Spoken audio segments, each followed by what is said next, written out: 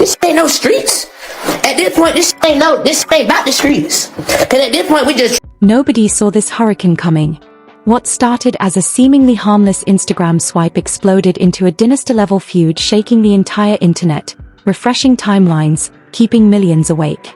In an instant, this wasn't just rap shade anymore. It became bloodline against bloodline, loyalty clashing with ego. One careless caption ripped open wounds people thought had long healed. When 50 Cent threw that slick, disrespectful jab at T.I.'s circle, the world laughed like it was just another trolling circus.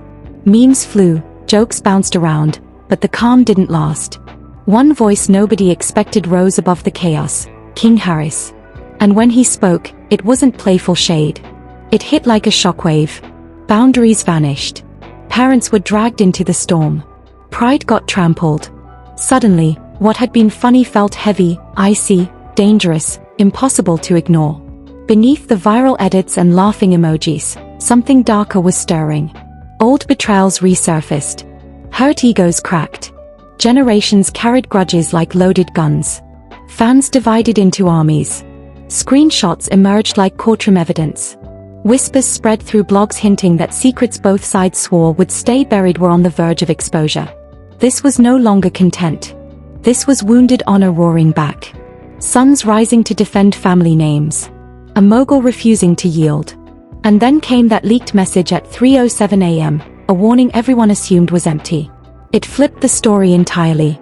From that moment, there was no turning back, only tension, dead silence, and one question haunting every timeline tonight: who crossed the line first? And who will pay with everything they've built? Your mama, go dig her up. Go dig her up. Post a picture of your mama. She pay respect. Stop playing with my mama. Ain't playing like that. It ain't going like that. How y'all bitch ass raised? I'm not raised like that. I don't go. I'm not going about my mama. I'm not going. So tell your ass mama dig her ass up and post a picture that look better than my mama. What's wrong with you? Y'all better tie y'all shoes. Y'all don't know who with. You better put that music up and shut the fuck up. Cause all that other shit ain't gonna get on my mother. Your mama. Dig that bitch up. Not going. Not going. Now what you gonna do about that? Not going. I don't give a about how to play it. Not going. Post my mama like your mama ain't. Go put some flowers on that. Man, posting my mama legend. Your mama Jay. Stop, man. Don't never think you can get on this level and you can compete with us. We on a whole different ball game. At a whole different type of level of respect around here. You get on that do that bitch ass shit. You a hoe ass. I would say that shit to your face. And that's when the energy turned pitch black. What started as defending his mom escalated into a full-blown storm as King Harris hit social media with unrelenting force, targeting the most sacred line imaginable: 50 Cent's late mother. Everyone knows Sabrina Jackson passed when he was just a boy. This wasn't rap competition. It was childhood trauma, decades of grief, a wound you never touch unless you're ready to burn every bridge in sight. King Harris didn't just respond, he shattered a line everyone thought untouchable. A gravestone photo. One merciless caption: "Where your mama?" And just like that, the vibe froze. I've watched feuds spiral for years, diss tracks, messy lives, shady interviews, but dragging a dead parent into the fight isn't clout chasing.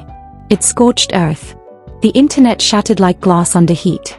One side screamed, "He crossed a devil's line." The other fired back, 50 Cent started it. Timelines became battlefields. Fans erupted. Bloggers picked sides. Old footage crawled back like skeletons with receipts attached. Then 50 Cent did something colder than anger. No shouting. No defense. Just a single tiny frog meme with a frozen caption: "Oh." No rant, no threats, quiet mockery. Yet somehow, that silence was more terrifying than rage.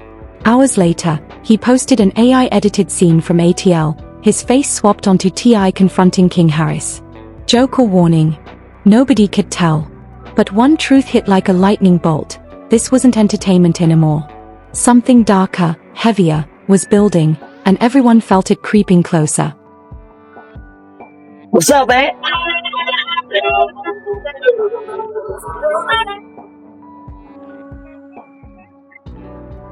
Ain't heard from you in a while. Where you been?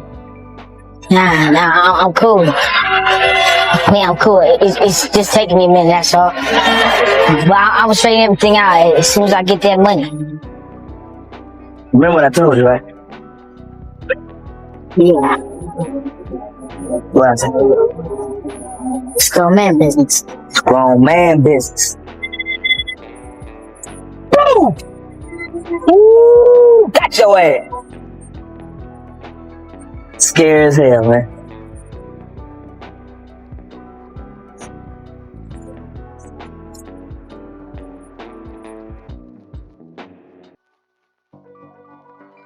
Then came the caption that felt like lighter fluid on a mansion already engulfed in flames. Grown man boy. Pure 50 Cent energy. He takes the cruelest, nastiest disrespect imaginable and responds with a smirk so calm it chills the spine. A meme so subtle it screams. That's why people fear him online. He doesn't argue. He doesn't justify. He wields silence like a weapon, sarcasm like a blade. But make no mistake, laughter didn't erase the impact. Because when King Harris saw 50 Cent remain untouched, something inside him shattered. The jokes evaporated. The memes died. He stormed Instagram like a man chasing truth through fire, unloading paragraphs that read like confessions wrapped in fury. Receipts dropped. Stories stacked. It was a courtroom with no judge, just a son screaming into chaos, defending a family name under siege. Suddenly, the spectacle stopped being entertainment. It was pride bleeding in real time. Fans watched, frozen, as each upload grew heavier, darker, more reckless. Years of ego, loyalty, and buried pain collided on screen. And above it all hovered the names of T.I. and Tiny Harris, dragged into headlines they never typed. Then King Harris dropped a line that froze every timeline. A claim nobody expected. A warning that wasn't a rant, it was a vow.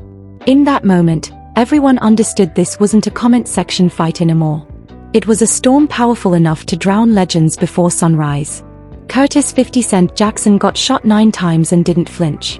Lil Kim, after refusing a date, had to dodge chaos and memes.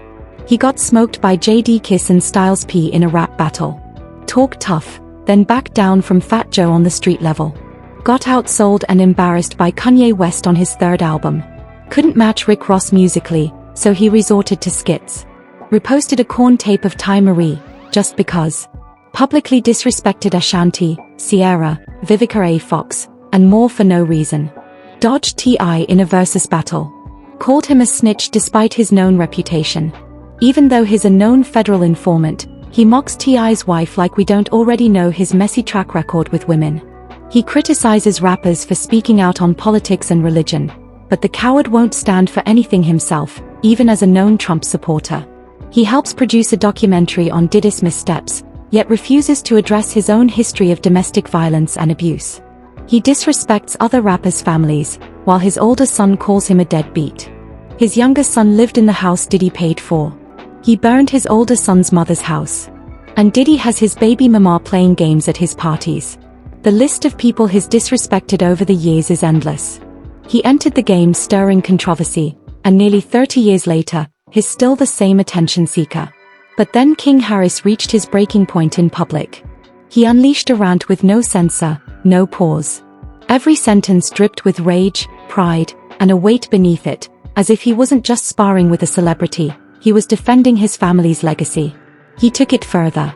Dug up an old courtroom clip of 50 Cent and blasted it online, flipping the narrative to show 50 Cent not as a mogul, but as the villain in his story. Timelines stalled. Fans gasped. Archives were scoured. Dusty headlines, shaky footage, every scrap of evidence hunted like clues in a storm of chaos. This wasn't about jokes anymore. It wasn't about clicks. This was 2 generations ripping each other open in front of millions, exposing wounds thought long buried. When courtrooms are dragged in, when families' names are thrown into the crossfire, when old accusations resurface, you're not tossing shade. You're destroying reputations. Suddenly, T.I. and Tiny Harris were caught in the storm. Their names splashed across headlines they never wrote, while fans fought online like survival depended on it. And then came the part that froze everyone. Through all that chaos, 50 Cent stayed silent.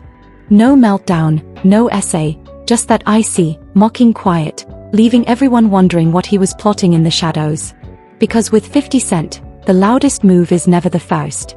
And everyone watching felt it. Something bigger, uglier, far more dangerous was closing in. 29-year-old who admitted to trampling and beating 3 women at a concert. He attacked women. Women. We were just there to see a concert. We were not there to get beat up. We were not there to get hit. Go.